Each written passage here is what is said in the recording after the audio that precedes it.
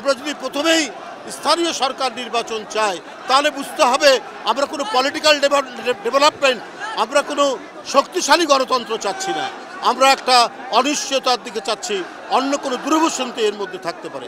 আমরা হাসিনাকে পরাজিত করেছি, হাসিনা পালিয়ে যেতে বাধ্য হয়েছেন, কিন্তু আমাদের সব কিছু শেষ করে দিয়েছে।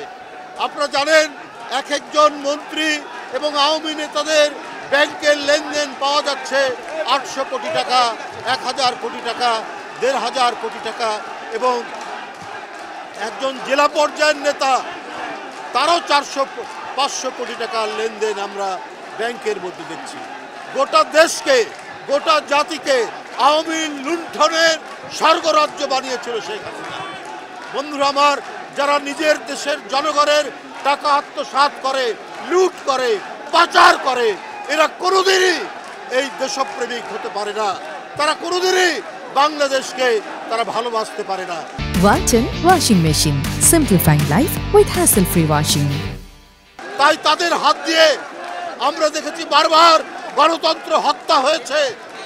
শেখ হাসিনার বাবের আমলে আমরা বাকশাল দেখেছি, সমস্ত রাজনৈতিক দলকে বন্ধ হয়ে যেতে দেখেছি।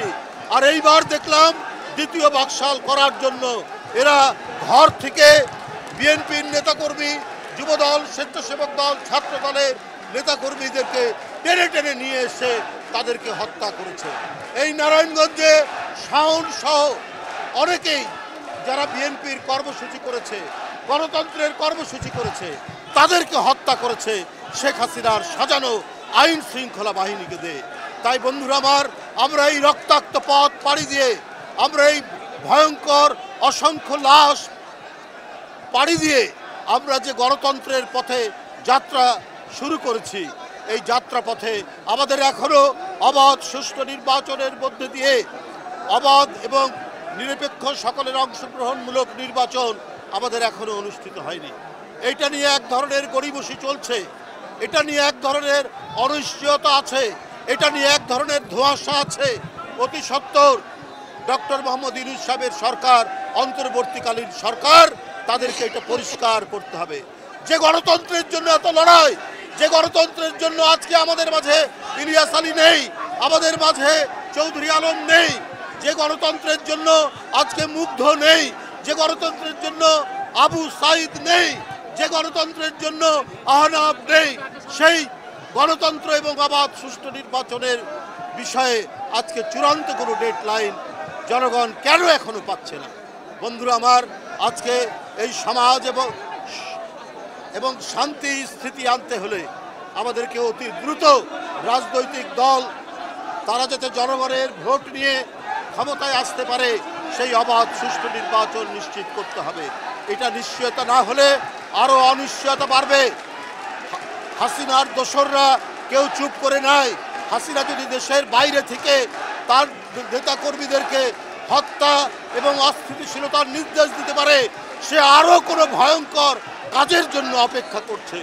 তাই এই সরকারের উচিত আপনার অবাধ সুষ্ঠু নির্বাচন, একটা প্রয়োজনীয় সংস্কারের মাধ্যমে অবাধ সুষ্ঠু নির্বাচন অবিলম্বে তারিখ ঘোষণা করা।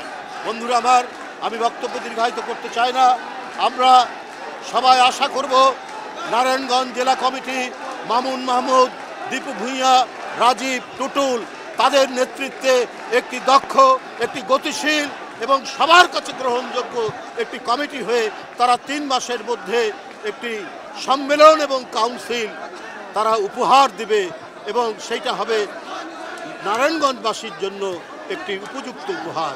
আজকে এই নতুন কমিটি মহান স্বাধীনতার ঘোষক শহীদ রাষ্ট্রপতি জিয়াউর রহমানের মাজারে তারা ফাতেহা পাঠ করেছেন, তারা পুষ্পস্তবক অর্পণ করেছেন। আজকে এই মাজার থেকে, এই মহান নেতার মাজার থেকে তারা শপথ নিয়ে নতুন কাজে নেমে পড়বেন, এই প্রত্যাশা করে, এই প্রত্যাশা রেখে আমি আমার বক্তব্য শেষ করছি। ধন্যবাদ। এই তৎপরতা আসলে আমাদের যত সংগ্রাম তো রাজনৈতিক সংগ্রাম, তো রাজনৈতিক সংগ্রামের রাজনৈতিক নেতৃত্ব ফুটে ওঠে কোথায়? একটা জাতীয় নির্বাচনের মধ্যে দিয়ে, যেখানে রাজনৈতিক দল জনগণের সমর্থনে ক্ষমতায় আসবে। এটা এমন না যে আইন শৃঙ্খলা বাহিনী দিয়ে, ক্যাডার দিয়ে, মাফিয়া দিয়ে আমরা নির্বাচন চাচ্ছি। আমরা চাচ্ছি অবাধ সুষ্ঠু নির্বাচন।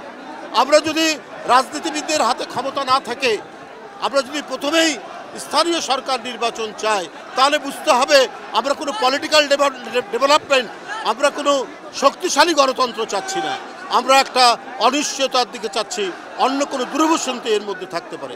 যাই হোক, প্রত্যেকেরই মত প্রকাশের স্বাধীনতা আছে, এর জন্য আমরা সংগ্রাম করেছি। আমার বিশ্বাস রাজনৈতিক ক্ষমতা জনগণের ইচ্ছার প্রতিফলন হয়ে পলিটিক্যাল লিডারশিপের মাধ্যমে সব নির্বাচন সব কিছু হোক, এটাই জনগণ কামনা করে। ধন্যবাদ।